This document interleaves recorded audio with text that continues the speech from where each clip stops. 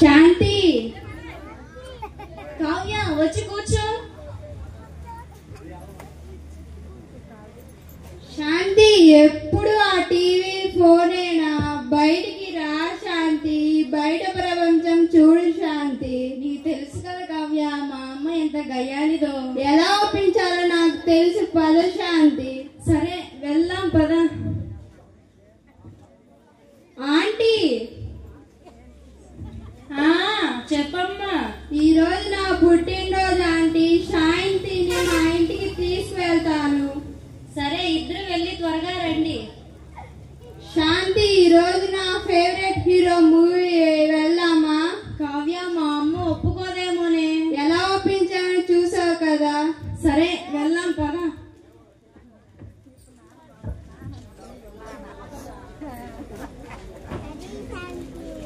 అయ్యో, ఈరోజు 10,000 రూపాయలు బెట్టింగ్ పెట్టానే. ఒకసారి మ్యాచ్ ఏం జరుగుతుందో చూడాలి.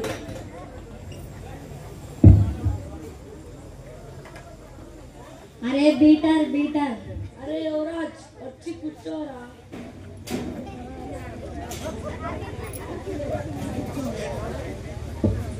అరే, ఈరోజు 10,000 రూపాయలు బెట్టింగ్ పెట్టారా.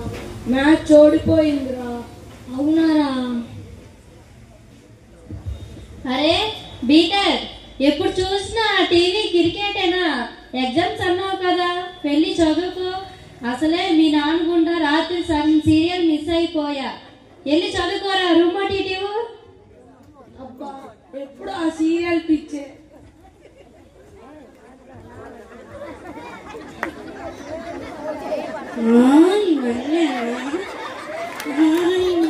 అనుకుంటా.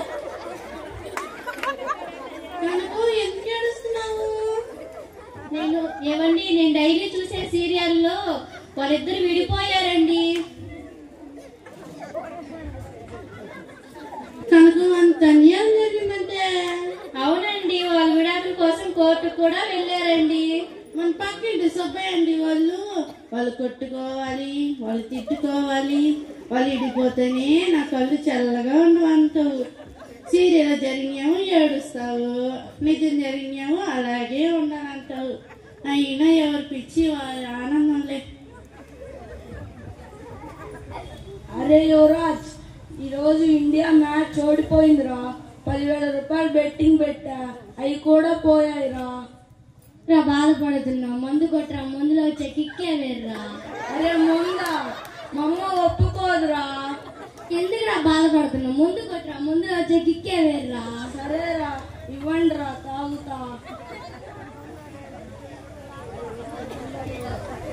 అమ్మో, ఇవాళ గృహదర్శనానికి పాస్టర్ గారు వస్తున్నారు. అరే శాంతి, బీటర్, టీవీ ఆపేసి ట్రైన్ రా, లేదా ఆరాధన ఛానల్ పెట్టండి రా. మోకాళ్ళు వేయండి, మోకాళ్ళు.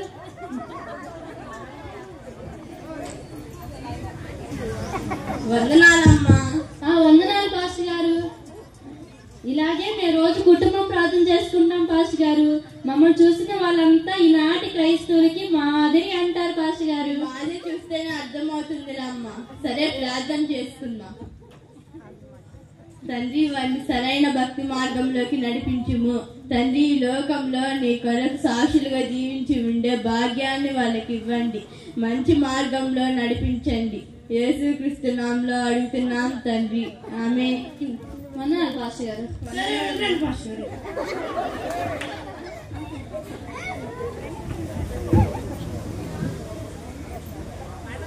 ఈ రోజేంటండి బీటర్ ఇంకా రాలేదు. ఎగ్జామ్ ఫీజు కడతానని 10,000 తీసుకొని వెళ్ళాడు. ఇంతవరకు ఇంటికి రాలేదు. వస్తాలే కనుకో.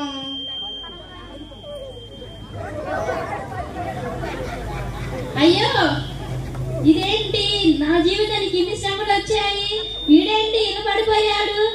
బీటర్ బీటర్, వీడి దగ్గర మందు వాసన కూడా వస్తుంది. అవును కనుక, వీడికాడ మందు వాసన వస్తుంది. అయ్యో, మందు వాసన వస్తుంది. వందనాలు పాస్టర్ గారు. వందనాలమ్మా. ఎందుకు ఏడుస్తున్నారు? మమ్మల్ని క్షమించండి పాస్టర్ గారు. మీ ముందు మేము ప్రార్థన చేస్తున్నట్టు నటించాము. మా నటన జీవితం వల్ల, వేషధారి జీవితం వల్ల మేము ఎన్నో శ్రమలు తెచ్చుకున్నాం పాస్టర్ గారు. మమ్మల్ని దేవుడు క్షమిస్తాడా? ఆ దేవుడు ఎలాంటి వారినైనా క్షమిస్తాడమ్మా. సరే, ప్రార్థన చేసుకున్నాం. తండ్రి వారిని సరైన భక్తి మార్గంలోకి నడిపించుము. తండ్రి లోకంలో నీ కొరకు సాక్షులకు దీవించి ఉండే భాగ్యాన్ని వాళ్ళకి ఇవ్వండి. మంచి మార్గంలో నడిపించండి. యేసుక్రీస్తు నామములో అడుగుతున్నాం తండ్రి, ఆమేన్. వందనాలు పాస్టర్ గారు. వెళ్ళండి పాస్టర్.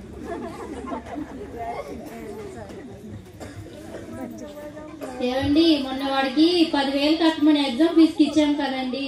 వాడు బెట్టింగ్ పెట్టి అలా అయిపోయాడండి. ఇప్పుడు ఎగ్జామ్ ఫీజు బెట్టింగ్ పెట్టి మనీ మొత్తం ఇచ్చేద్దామండి వాడికి.